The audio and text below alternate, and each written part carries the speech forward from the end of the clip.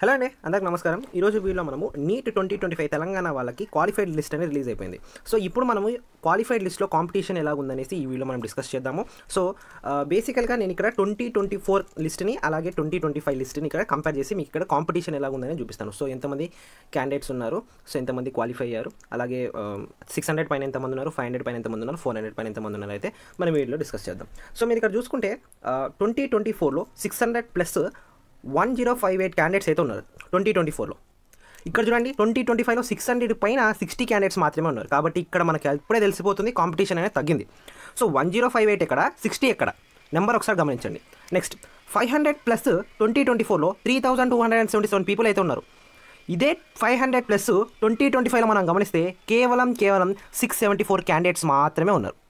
674 candidates మాత్రమే ఉండడం జరిగింది.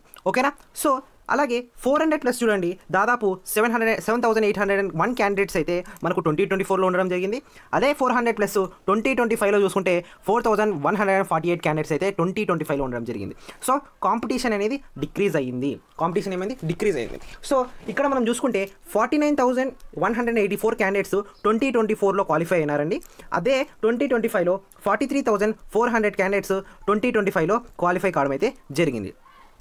సో పెద్దగా ఇక్కడ నెంబర్ అనేది డిక్రీజ్ లేదు, కానీ ఇక్కడ ఈ మార్క్స్ ఏవైతే ఉన్నాయో మనము 400+, 500+ మీరు ఇక్కడ చూసుకుంటే కాంపిటీషన్ అనేది తగ్గింది. సో దీనివల్ల ఏమవుతుంది, కట్ ఆఫ్లు కూడా తగ్గుతాయి. సో పోయిన ఇయర్ కన్నా మనకు కట్ ఆఫ్లు అనేది తగ్గుతాయి. 100 to 120 మార్క్స్ మధ్యన కట్ ఆఫ్ అయితే డిఫరెన్స్ అయితే ఉంటుంది.